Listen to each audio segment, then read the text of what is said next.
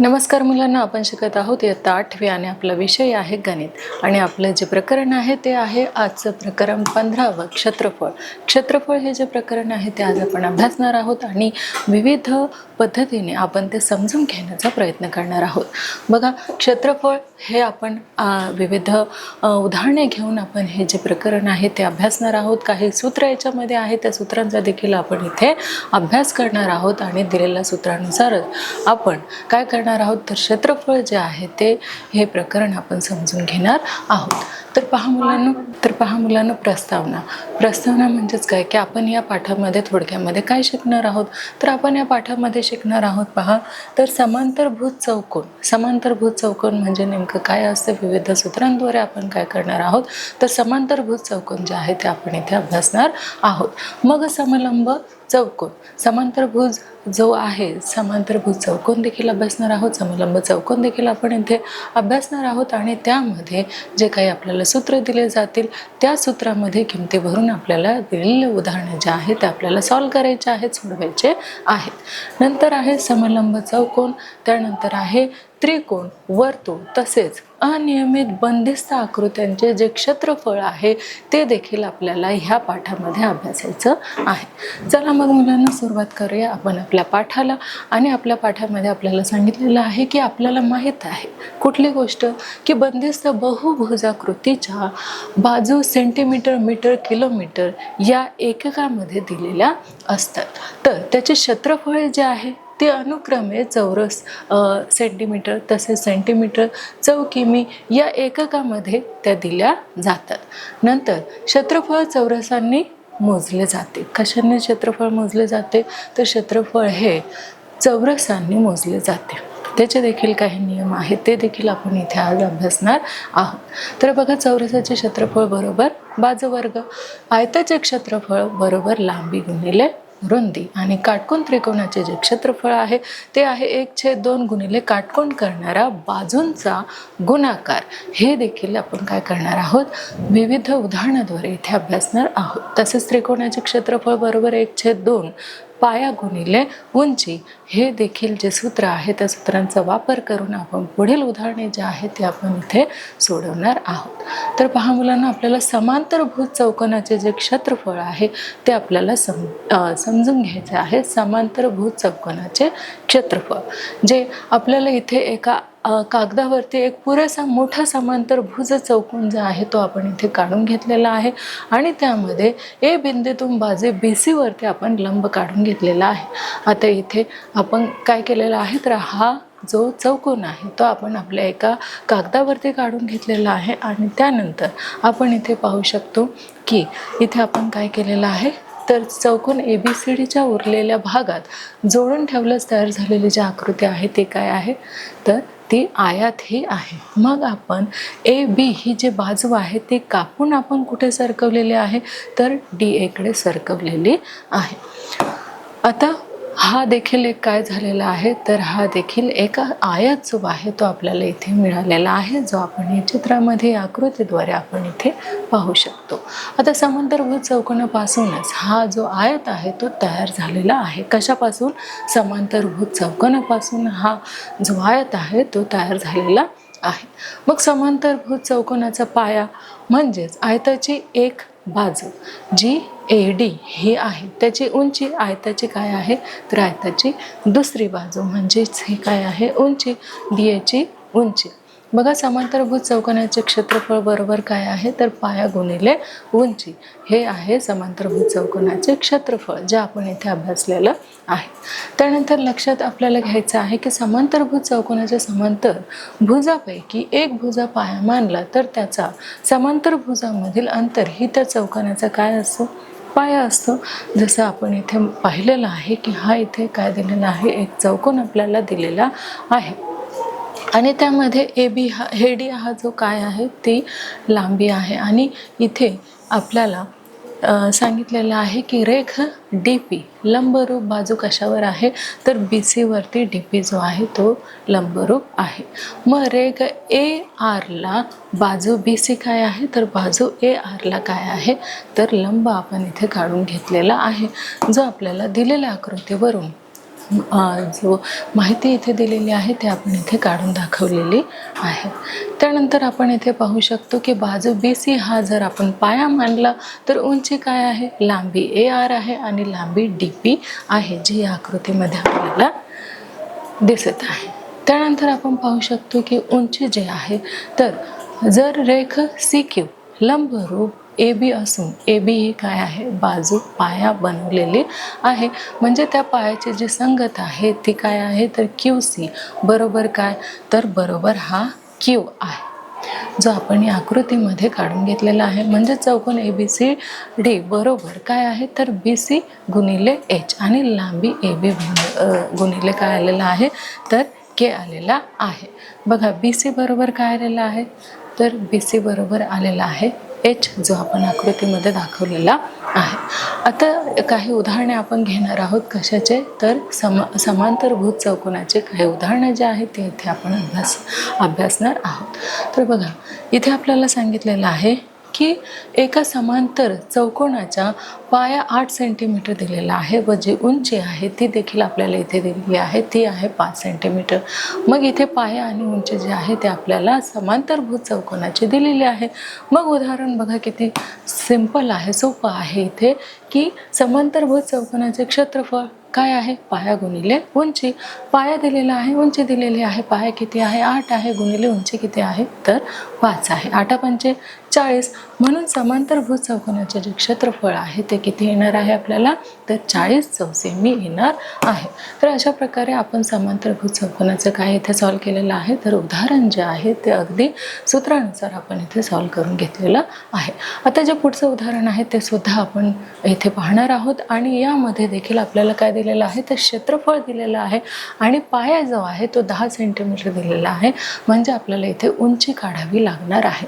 मग आपल्याला समांतरभुज चौकोनाचे जे क्षेत्रफळ आहे त्याचं सूत्र आपल्याला इथे लिहायचं आहे. म्हणून समांतरभुज चौकोनाचे क्षेत्रफळ बरोबर पाया गुणिले उंची.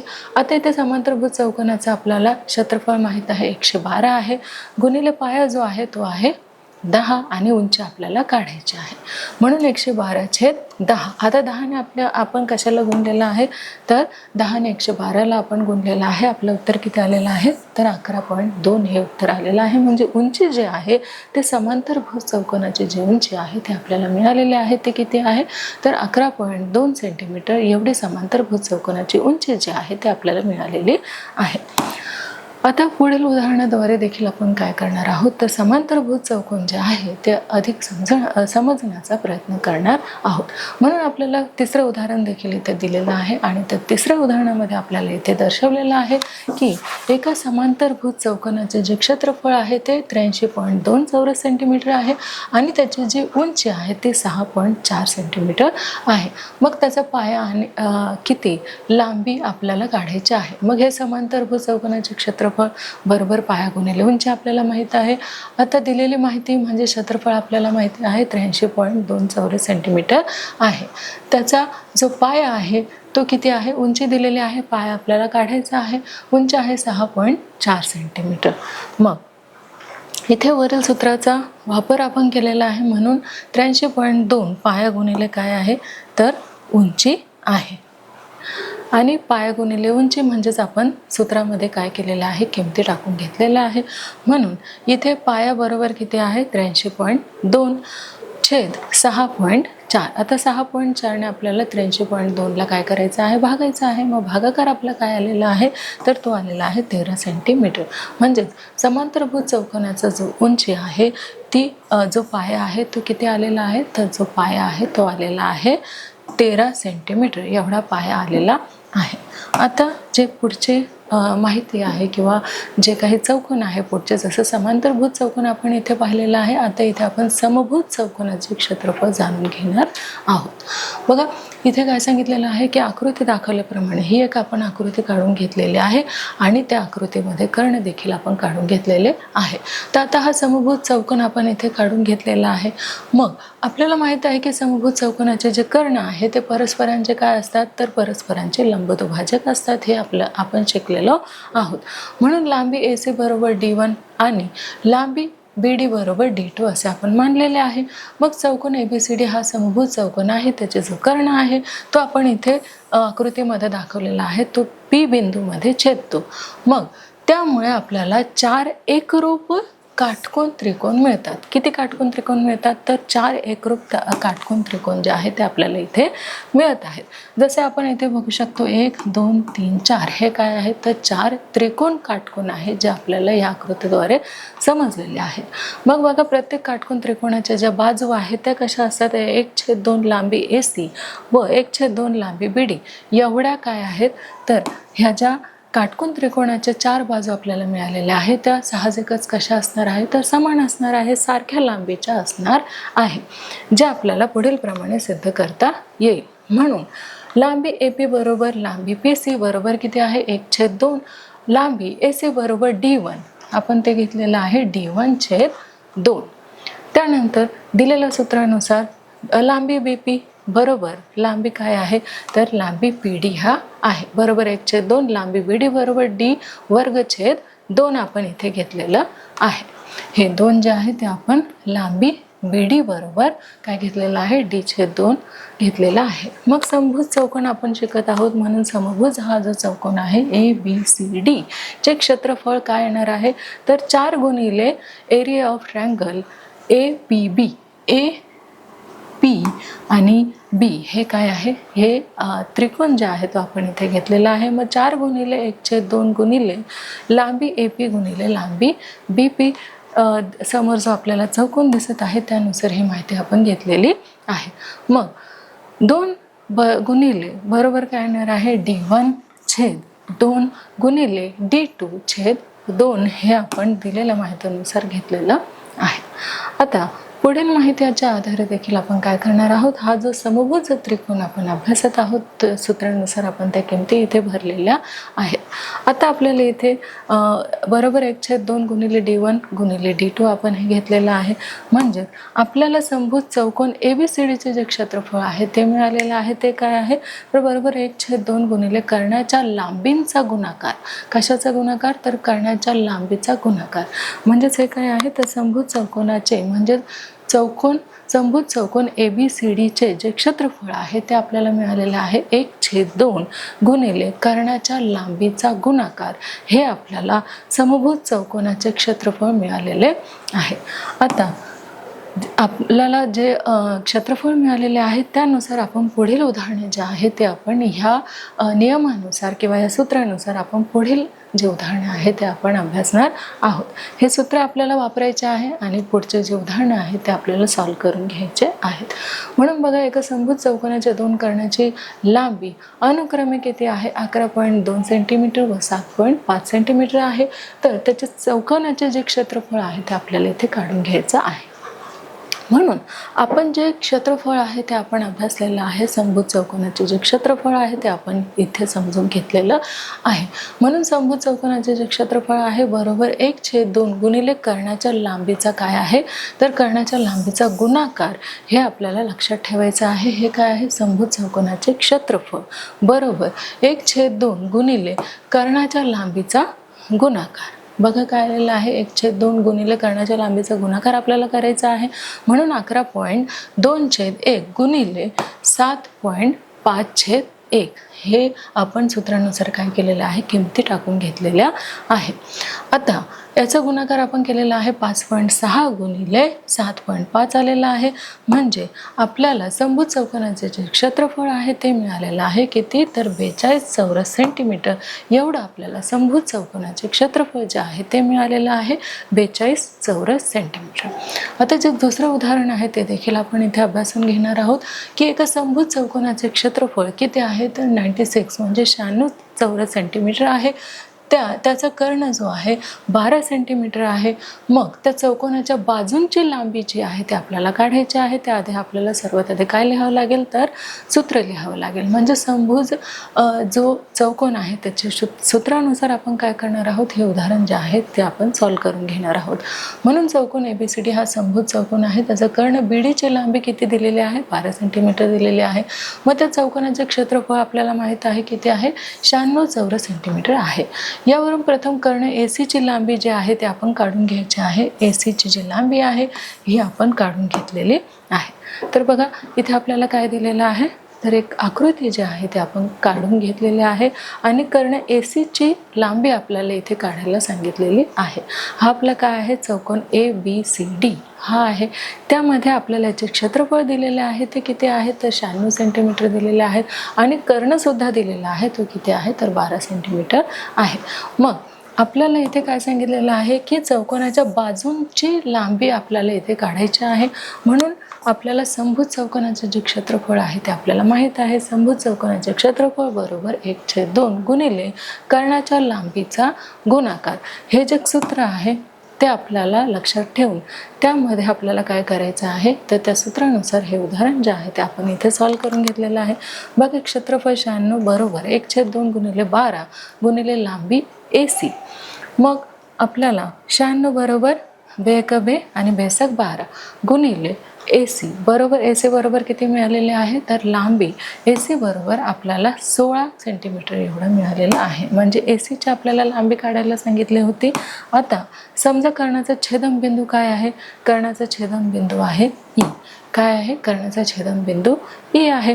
म्हणून आपल्याला समभुज चौकोनाचे कर्ण परस्परांना कशामध्ये छेदतात, तर काटकोन मध्ये ते दुभागतात. म्हणून आपल्याला इथे मापकोन ADE हे मापकोन किती आहे, तर मापकोन E बरोबर 90 अंश आहे. हे किती असणार आहे, तर 90 अंश असणार आहे. म्हणून लांबी DE बरोबर 1/2 लांबी DB बरोबर 1/2 गुणिले 12 बरोबर किती येणार आहे, तर 6. बेकबे बेसक किती येणार आहे, तर 12 येणार आहे. म्हणून लांबी AE बरोबर 1/2 लांबी AC बरोबर 1/2 गुणिले 16 बरोबर 8 आलेले आहे. आता बघा 2 हे आपण केलेलं आहे. बघा जी लांबी आहे ED ते 6 आलेली आहे आणि AE लांबी जी आलेली आहे ती 8 आलेली आहे. मग पायथागोरसचा प्रमेय जो आहे तो आपण इथे त्या सूत्रानुसार आपण पुढील जे उदाहरण आहे ते आपण इथे घेतलेलं आहे. बघा लांबी AD वर्ग बरोबर लांबी AE वर्ग अधिक लांबी DE वर्ग. मग आपल्याला माहिती आहे AE जे लांबी आहे ती आहे 8 वर्ग अधिक DE 6 वर्ग बरोबर 8 8 64 अधिक 36 बरोबर किती, याचा बेरीज जो आहे तो आलेला आहे 100. मग लांबी AD चा जो लांबी ADचा जो आलेला आहे 100 म्हणजे 10 10 100. मग लांबी AD बरोबर किती आलेले आहे, तर लांबी AD बरोबर 10 सेंटीमीटर आलेलं आहे.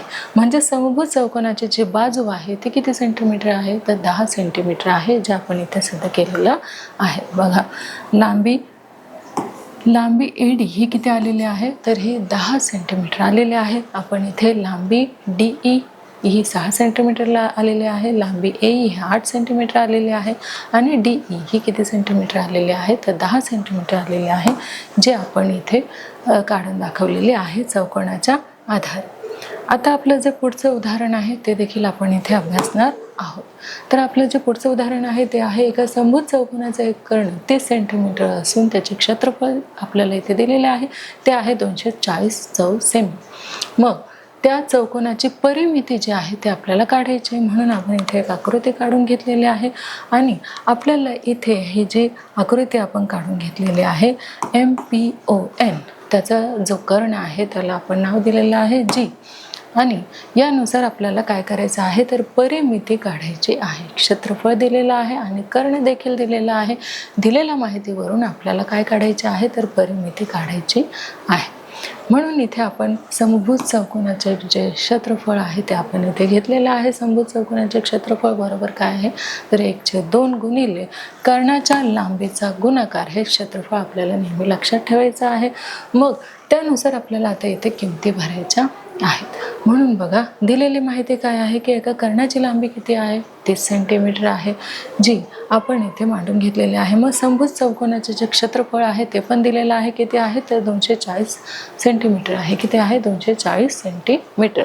मग प्रथम दुसऱ्या कर्णाची लांबी आपल्याला काय म्हणायची आहे, x मांडून घेतलेली आहे. म्हणून 240 बरोबर 1/2 गुणिले 30 गुणिले x. आता याचा आपण गुणाकार केलेला आहे 2 1 2 आणि किती आलेलं आहे 15, म्हणजेच x बरोबर 240/15 हे आपण इथे घेतलेलं आहे. आता इथे x बरोबर किती आलेलं आहे 16 सेंटीमीटर आलेलं आहे, म्हणजे x ची किंमत आपल्याला मिळालेली आहे ती किती आहे तर ती आहे 16 सेंटीमीटर. त्यानंतर इथे आपण पाहू शकतो की आकृतीत लांबी NP बरोबर किती आहे तर 30 सेंटीमीटर आहे आणि लांबी MO बरोबर आपण काढलेली आहे, किती काढलेली आहे ती तर 16 सेंटीमीटर एवढी काढलेली आहे. म्हणजे आपल्याला लांबी MOची जी सेंटीमीटरमध्ये माहिती आहे ती मिळालेली आहे. मग समभुज चौकोनाचा कर्ण जो आहे ते परस्परांना कशामध्ये छेदतात तर काटकोनामध्ये ते विभागतात.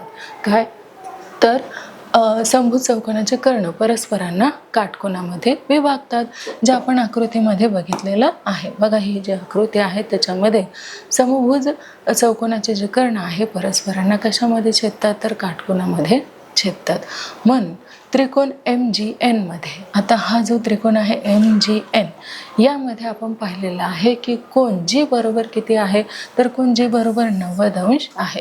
म्हणून लांबी MG बरोबर 1/2 आणि लांबी MO बरोबर किती 8 सेंटीमीटर. मग लांबी NG बरोबर 1/2, लांबी NP बरोबर 15 सेंटीमीटर आपण घेतलेलं आहे. त्यानंतर ह्या दिलेल्या त्रिकोणानुसार पायथागोरसचे जे प्रमेय आहे ते आता आपण वापरणार आहोत आणि त्यामध्ये देखील आपण ज्या किमती आहेत त्या आपण इथे टाकणार आहोत. म्हणून लांबी MN वर्ग बरोबर लांबी MG वर्ग अधिक लांबी NG वर्ग हे पायथागोरसच्या सूत्रानुसार आपण करत आहोत. म्हणून आपल्याला MGचा वर्ग 8 वर्ग घेतलेला आहे अधिक NGचा वर्ग 15 वर्ग घेतलेला आहे. म्हणून 8 8 64 अधिक 15 15 225. टोटल किती झालेले आहे 289. मग हा काय आहे 17चा वर्ग आहे. म्हणून लांबी MN बरोबर किती आलेला आहे तर लांबी MN बरोबर 17 आलेला आहे. मग समभुज चौकोनाची जी बाजू आहे ती 17 सेंटीमीटर एवढी आलेली आहे. तर पुढील समभुज चौकोनाची बाजू आपण इथे बघितलेली आहे. म्हणून बाजू ज्या आहे समभुज चौकोनाच्या त्या कशा असतात समान असतात. म्हणून समभुज चौकोनाची परिमिती 17 गुणिले 4 किती येते तर 17 चौक 68 सेंटीमीटर. मग आपण इथे काय काढलेलं आहे समभुज चौकोनाची जी परिमिती आहे ती आपण इथे काढलेली आहे. ती किती आलेली आहे तर 68 सेंटीमीटर एवढी परिमिती आलेली आहे. आपल्याला काय विचारलं होतं परिमिती काढा असं सांगितलेलं होतं. आपण ती परिमिती काढलेली आहे ती आलेली आहे 68 सेंटीमीटर.